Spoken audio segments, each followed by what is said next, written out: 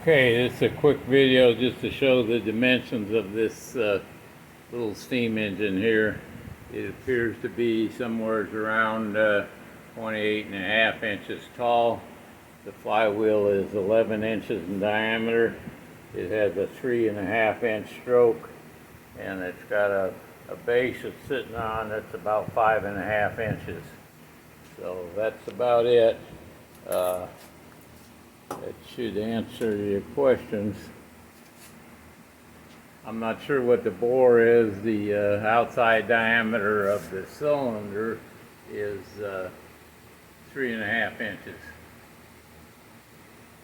No, it's 2.5 inches. I'm sorry.